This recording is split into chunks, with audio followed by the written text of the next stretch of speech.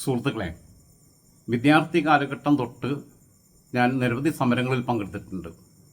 ഒരു സമരത്തിലും ഒരക്രമം ഉണ്ടാകാൻ നമ്മൾ മുൻകൈ എടുത്തിട്ടില്ല. നമ്മളെ കൂടെ കൊണ്ടുപോകുന്നവരെയും അതേപോലെ കരുതലോട് കൂടിയിട്ടാണ് കൊണ്ടുപോകാറുള്ളത്. പലപ്പോഴും പല സമരങ്ങളിലും ഉണ്ടാകുന്ന എന്താ വെച്ച് കഴിഞ്ഞാൽ, പോലീസിനെ ഈ മുമ്പിലേക്ക് ഒരു ടീം ആദ്യം ചെല്ലും, ബാരിക്കേഡിലേക്ക് തള്ളി ചെല്ലും, പുറകിൽ നിൽക്കുന്ന ഒരു കല്ലെറിയും. പോലീസിന് 4 ഏറ് കിട്ടുമ്പോൾ പോലീസിന് വീശും, മുമ്പിൽ നിൽക്കുന്നവർക്ക് അടി കിട്ടും, പുറകിൽ നിന്ന് എറിഞ്ഞവർക്ക് ഒരു അടിയും കിട്ടില്ല. അവരൊക്കെ തടി കഴിച്ചിലാക്കി പോകും. അപ്പം അതുകൊണ്ട് തന്നെ നമ്മൾ ക്യാമ്പസിൽ പഠിക്കുന്ന സമയത്തും അതിനുശേഷം DYFIയുടെ ചുമതല ഉണ്ടായിരുന്ന കാലത്തും ഒക്കെ ഏത് സമരത്തിന് പോകുമ്പോഴും അതിൽ കൃത്യത പാലിക്കുമായിരുന്നു. മഞ്ചേരി NSS കോളേജിൽ നിന്നാണ് അന്ന് സമരത്തിൽ ഏറ്റവും കൂടുതൽ പേര് പങ്കെടുക്കാൻ എൻ്റെ ക്യാമ്പസിൽ നിന്ന്. അത് മലപ്പുറം കളക്ട്രേറ്റിലേക്കാണെങ്കിലും DD ഓഫീസിലേക്കാണെങ്കിലും അതോടൊപ്പം തന്നെ യൂണിവേഴ്സിറ്റിയിലേക്കാണെങ്കിലും ഒക്കെ മഞ്ചേരി NSS കോളേജിലെ കുട്ടികൾ വരാൻ വേണ്ടിയിട്ടാണ് സമരത്തിൻ്റെ ജില്ലാ നേതൃത്വം കാത്തിരിക്കുക. കാരണം ഏറ്റവും കൂടുതൽ വിദ്യാർത്ഥികൾ വരുന്നത് മഞ്ചേരി NSS കോളേജിൽ നിന്നാണ്. അന്ന് 5 ജീപ്പിനും 6 ജീപ്പിനും ഒക്കെ ജീപ്പിനാണ് പോവുക. പെൺകുട്ടികൾ ഉൾപ്പെടെയുള്ളവർ ആ സമരത്തിലുണ്ടാവും. ആ സമരത്തിന് പോകുമ്പം ഞാൻ പ്രത്യേകിച്ച് പറയാറുള്ളൊരു കാര്യം, സമരത്തിന് പോകുന്നതിന് മുമ്പ് ഫ്ലാഗ് പോസ്റ്റിൻ്റെ ചുറ്റും ഞങ്ങളൊന്ന് എല്ലാവരും കൂടി വട്ടം കൂടി നിൽക്കും. എന്നിട്ടാണ് ജീപ്പിൽ കയറുക. എല്ലാവർക്കുള്ള നിർദ്ദേശങ്ങൾ കൊടുക്കും. ആരും മുമ്പിലേക്ക് തള്ളിപ്പോകരുത്, ആരും അടി കൊണ്ടുവരരുത്. അടി കൊണ്ടുവന്നാൽ ഇവിടുന്ന് വേറെ അടി കിട്ടും നിങ്ങൾക്ക്. കാരണം നമ്മളെ കൂടെ ഈ സമരത്തിന് നമ്മൾ കൊണ്ടുപോകുന്ന ഈ പെൺകുട്ടികൾ പലരും ചിലപ്പോൾ അവരെ വീട്ടിൽ പറയാതെയാവും. ചിലപ്പോൾ പ്രീ ഡിഗ്രിക്കാരായിട്ടുള്ള ആൺകുട്ടികളും അവരെ വീട്ടിൽ പറയാതെയാവും. അവരെ തല പൊട്ടിയും കൈ പൊട്ടിയിട്ട് അവർ വീട്ടിലേക്ക് തിരിച്ചെത്തിക്കുക എന്ന് പറഞ്ഞു കഴിഞ്ഞാൽ പിന്നെ അവരെ സമരത്തിന് നോക്കുമോ വീട്ടുകാർ? ആ വീട്ടുകാർ പോലും സമരത്തിൽ SFIയോട് എതിരാവുകയല്ലേ ചെയ്യുക. അപ്പോൾ ആ ഉത്തരവാദിത്വം ഒന്നും നമ്മളെപ്പോഴും കാണിക്കാറുണ്ട്. പക്ഷെ പലപ്പോഴും നമ്മളെ നേതൃത്വമൊക്കെ ചെയ്യുന്നത് എന്താണെന്ന് വെച്ച് കഴിഞ്ഞാൽ, എങ്ങനെയെങ്കിലും 4 പേരുടെ കൈയൊടിയണം, കാലൊടിയണം, കുറച്ച് ചോര പൊടിയണം, എന്നാൽ മാത്രം സമരം വിജയിച്ചിട്ടുള്ളൂ എന്നുള്ളതാണ്. അത് SFI മാത്രമല്ല, KSU ആയാലും ABP ആണെങ്കിലും MSF ആണെങ്കിലും യുവമോർച്ച ആണെങ്കിലും DYFI ആണെങ്കിലും യൂത്ത് കോൺഗ്രസ് ആണെങ്കിലും എല്ലാ പാർട്ടികളുടെയും രീതി അതാണ്. ഈ സമരത്തിന് പങ്കെടുക്കുന്നവരെ ടൂളായിട്ട് ഉപയോഗിക്കുക. എന്നിട്ട് നേതാക്കന്മാർ അവിടെ ഒരു പ്രസംഗം ഒക്കെ നടത്തുക. ഞങ്ങളെ ആൾക്കാരെ തൊട്ട് കളിച്ച പോലീസുകാരെ ഞങ്ങൾ വിവരം അറിയിക്കുന്നൊക്കെ പറഞ്ഞിട്ട് 4 വെല്ലുവിളിക്കുക. ഇവനെ കുറച്ച് കഴിയുമ്പോൾ മറക്കും. ഇവൻ കുറച്ച് കഴിയുമ്പോൾ ഒന്നെങ്കിലും വേറെങ്കിലും ഉയർന്ന സ്ഥാനത്തേക്ക് പോകും. അതല്ല എന്നുണ്ടെങ്കിൽ ഈ കുട്ടികളെ സംരക്ഷിക്കില്ല. അപ്പോൾ നമ്മൾ അങ്ങനെ ഇരുന്ന് എല്ലാ കാര്യത്തും ചെയ്തിരുന്നത്. പക്ഷേ അതിൽ പിഴവുകൾ പറ്റിയിട്ടുണ്ട്. ഇപ്പം ഞാൻ ഇത് പറയാൻ കാരണം, കഴിഞ്ഞ ദിവസം SFI സംസ്ഥാന പ്രസിഡന്റ് ശിവപ്രസാദിൻ്റെ പ്രസംഗം കേൾക്കാനിടയായി. ശിവപ്രസാദ് പറയുകയാണ്, പ്രസംഗിക്കുകയാണ്, ഒരു DYSP അടിച്ചപ്പോൾ ആ DYSPക്ക് കൈക്ക് മീനിൻ്റെ മണം ഉണ്ടായിരുന്നു. ആഭ്യന്തരമന്ത്രിയുടെ വീട്ടിൽ മീൻ വെട്ടിയിട്ട് കൊടുത്തിട്ട് വന്നതാണ്. ഇത് കിലുക്കൻ സിനിമയിലെ രേവതി പറഞ്ഞതിന് തുല്യമായിട്ടാണ് പറയണത്. കിലുക്കൻ സിനിമയിലെ രേവതി പറഞ്ഞ മാതിരി അല്ല, പൊരിച്ച കോയിൻ്റെ മണം എന്ന് പറഞ്ഞ മാതിരി ഇവന് മീനിൻ്റെ മണം അടിച്ചപ്പോൾ മണം കിട്ടിയപ്പോൾ അടിച്ചതും മർദ്ദിച്ചതൊക്കെ മറന്നുപോയി. ഇയാളെ കയ്യിൽ നോക്കി കൊടുത്തു എനിക്ക് തോന്നുന്നത്. ഇമാതിരി വിവരമില്ലാത്തവന്മാരൊക്കെയാണോ SFIയുടെ സംസ്ഥാന പ്രസിഡന്റൊക്കെ ആയിട്ട് വെച്ചിരിക്കുന്നത് എന്നുള്ളതാണ്. ശിവപ്രസാദ് വലിയ കുഴപ്പമില്ലാതെ സംസാരിക്കുന്ന ഒരു പയ്യനായിരുന്നു ഡിബേറ്റുകളിലൊക്കെ. പക്ഷെ ഇപ്പം എന്ത് പറ്റിയെന്ന് എനിക്കറിയില്ല. ഭരണം നഷ്ടപ്പെട്ടതിൻ്റെ എന്തോ പ്രശ്നമാണോ എന്നുള്ളത് എനിക്കറിയില്ല. ഒരു സമരമുഖത്ത് നിൽക്കുമ്പോൾ പോലീസ് അടിക്കുമ്പം കൂടെയുള്ളവർക്കും അടി കിട്ടുമ്പം DYSPയുടെ കൈ മണത്ത് നോക്കാൻ നിൽക്കുക. കിലുക്കൻ സിനിമയിൽ രേവതിയുടെ ആങ്ങളായിട്ട് തന്നെ കാണാൻ പറ്റുള്ളൂ. സമനിലയുള്ള ആൾക്കാർ ഇങ്ങനെ സമനില തെറ്റാത്ത ആൾക്കാർ ഇങ്ങനെ പറയാൻ പറ്റുമോ? ആലോചിച്ച് നോക്കൂ. ഞാൻ സമരത്തിനൊന്നും പോകുമ്പം അങ്ങനെ പ്രശ്നങ്ങൾ ഉണ്ടാക്കാതിരിക്കാൻ ശ്രമിക്കുമായിരുന്നു. കൊണ്ടുപോയ ഓരോ കുട്ടികളെയും സുരക്ഷിതരായി തിരിച്ചെത്തിക്കുമായിരുന്നു.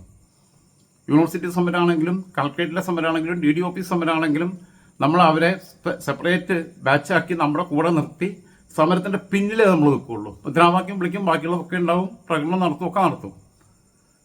കാരണം പുറകിൽ നിന്നാണ് ഏറ് വരിക. മുമ്പിൽ നിന്ന് കഴിഞ്ഞാൽ പുറകിൽ നിന്ന് ഏറ് പോലീസിന് ചെല്ലും, പോലീസ് വീശും, മുമ്പിൽ നിൽക്കുന്നവർക്ക് അടി കിട്ടും. അപ്പോൾ നമ്മളെ കൂടെ കൊണ്ടുപോകുന്ന കുട്ടികളെ ഒരു പരിക്കും ഏൽപ്പിക്കാതെ തിരിച്ചു കൊണ്ടുവരിക എന്നതാണ് ഒരു സംഘാടകൻ്റെ, സംഘടനാ പ്രവർത്തകൻ്റെ, ഒരു ക്യാമ്പസിലെ സംഘടനയെ നയിക്കുന്നവരുടെ ഉത്തരവാദിത്തം എന്നൊരു തിരിച്ചറിവ് ഞങ്ങൾക്കുണ്ടായിരുന്നു. അന്ന് എൻ്റെ ടീമിൽ മൊത്തം അതുണ്ടായിരുന്നു. ഒരൊറ്റ കുട്ടിക്ക് പറ്റിയിട്ടില്ല. പിന്നെ ഞാൻ ക്യാമ്പസിൽ നിന്ന് ഇറങ്ങിയതിൻ്റെ തൊട്ടടുത്ത വർഷം ഇപ്പോൾ ഹൈക്കോടതി അഭിഭാഷകനായിട്ടുള്ള ഇമാം ഗ്രിഗോറിയോസ് കാരാട്ട്, ഇമാം മിടുക്കനായ ചെറുപ്പക്കാരനാണ്, പിന്നെ നല്ല ലോയറാണ്, നന്നായിട്ട് ഫയലുണ്ട്, ഇവിടെ പ്രാക്ടീസ് ചെയ്യുന്നുണ്ട്. ഇമാമിൻ്റെ വാപ്പ അസീം കാരാട്ട്, അസയൊക്കെ ഞങ്ങളുടെ മുനിസിപ്പൽ ചെയർമാനായിരുന്നു. അസയൊക്കെയും വളരെ നല്ല കമ്മ്യൂണിസ്റ്റ് ബോധമുള്ള ഒരാളാണ്. DYFIയുടെ സമരമുഖങ്ങളിലൊക്കെ തെളിഞ്ഞു നിന്ന DYFIയുടെ ജില്ലാ സെക്രട്ടറി ആയിരുന്നു, പാർട്ടിയുടെ ജില്ലാ കമ്മിറ്റി മെമ്പറായിരുന്നു, പാർട്ടിയുടെ ഏരിയ സെക്രട്ടറി ആയിരുന്നു, ഒക്കെ ആയിരുന്നു. അന്ന് ഞാൻ SFI ഒക്കെ വിട്ടുകളെ നിൽക്കുക. ആ സമയത്ത് ഇവർ മലപ്പുറത്ത് പോയിട്ട് സമരം നടത്തിയപ്പോൾ, മലപ്പുറം കോളേജിൽ പോയിട്ട് സമരം നടത്തിയപ്പോൾ ഗ്ലാസ് ഒന്നും അടിച്ചു പൊട്ടിച്ചപ്പോൾ ഇവൻ്റെ കൈ മുറിവായി സ്റ്റിച്ചിടേണ്ടി വന്നു, പരിക്ക് പറ്റി. പിന്നീട് എൻ്റെ അനുഭവത്തിലുള്ള ഞാൻ പങ്കെടുത്ത ഒരു സമരത്തിൽ അങ്ങനെ ഒരു സംഭവം ഉണ്ടാവുന്നത്, ഞാൻ SFP ഒക്കെ വിട്ട് DYFIയുടെ നേതൃത്വത്തിൽ നിൽക്കുന്ന സമയത്ത് അന്ന് രാപ്പകൽ സമരം, അങ്ങനെ എന്തൊരു സമരം ഉണ്ടായിരുന്നു, താലൂക്ക് ഓഫീസുകളെല്ലാം ഉപരോധിക്കുക എന്നൊക്കെ പറഞ്ഞിട്ട്. ആ സമരത്തിന് പോകുന്ന സമയത്ത് ADB വായ്പയ്ക്കെതിരെ ആയിട്ടുള്ള സമരം കൂടിയാണ്. പിന്നീട് ADB വായ്പ നമ്മൾ തന്നെ മേടിക്കാൻ തുടങ്ങി, CPM തന്നെ മേടിക്കാൻ തുടങ്ങി എന്നുള്ള വേറെ കാര്യം. പിന്നെ അന്ന് ADB വായ്പയ്ക്കെതിരായിട്ടുള്ള സമരമാണ്. അപ്പം ഇലക്ട്രിസിറ്റി ഓഫീസിൽ അവിടെ എത്തിയപ്പം ഞങ്ങൾ ആദ്യം പ്ലാൻ ചെയ്തു അവിടെ കരിയോയിൽ ഒഴിക്കാനാണ് ഞങ്ങൾ പ്ലാൻ ചെയ്തത്. ഞങ്ങൾ വേറെ ഒന്നും പ്ലാൻ ചെയ്തിട്ടില്ല. അപ്പം ഞങ്ങൾ അതിന് വേണ്ടിയിട്ടൊരു 10-25 പേരെ സെറ്റ് ചെയ്തു. അവരെ പ്രകടനത്തിൻ്റെ ഏറ്റവും പുറകിൽ നിർത്തിച്ചു. ഞാനും ആ കൂട്ടത്തിലുണ്ട്. അവിടെ എത്തിയപ്പോൾ പ്രകടനം മുമ്പോട്ട് പോയി. ഞങ്ങൾ നിന്ന് പെട്ടെന്ന് പ്രകടനത്തിൽ മിന്നി നേരെ പോയിട്ട് കരിയോയിൽ ഒഴിക്കുക. കരിയോയിൽ ഒഴിക്കുമ്പോൾ ഈ ഓഫീസിൽ രാത്രിയായി. ഈ ഓഫീസിൽ ആകെ ഒറ്റ ട്യൂബ് ലൈറ്റേ ഉള്ളൂ. കരിയോയിൽ അടിച്ച് പുറത്തേക്ക് ഇറങ്ങണം. അത് കോണിപ്പടി കയറി പിന്നെ പോകേണ്ട ഒരു ഓഫീസാണ്. മഞ്ചേരി മേലാക്കെന്ന് പറയും, KCBയുടെ ഓഫീസ്. പിന്നെ ഞങ്ങളുടെയൊക്കെ കൂടെയുള്ള DYFIയുടെ പിന്നെ മേഖലാ കമ്മിറ്റിയിലുണ്ടായിരുന്ന ഷബീർ, മാനു എന്നാണ് ഞങ്ങൾ വിളിക്കുക.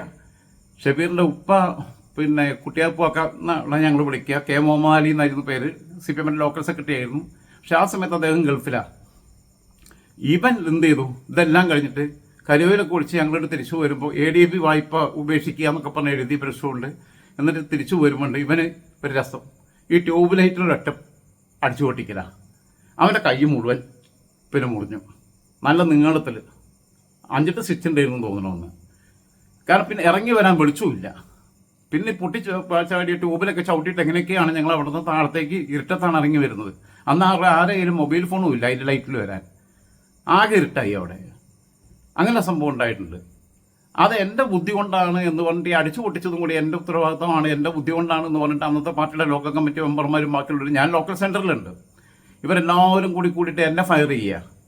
കുട്ടിയാപ്പ് വിളിച്ചാൽ എന്താ മറുപടി പറയുക എന്നൊക്കെ ചോദിച്ചിട്ട് വല്ലാതെ. പിന്നീട് എൻ്റെ അനുഭവത്തിലുള്ള ഒന്നെന്ന് പറഞ്ഞു കഴിഞ്ഞാൽ, അവിടെ ചെറുപള്ളി നായരങ്ങാടി എന്ന് പറയുന്നൊരു സ്ഥലത്ത് ഉള്ള ഫസൽ ഉൾപ്പെടെയുള്ള ചില സഖാക്കളെ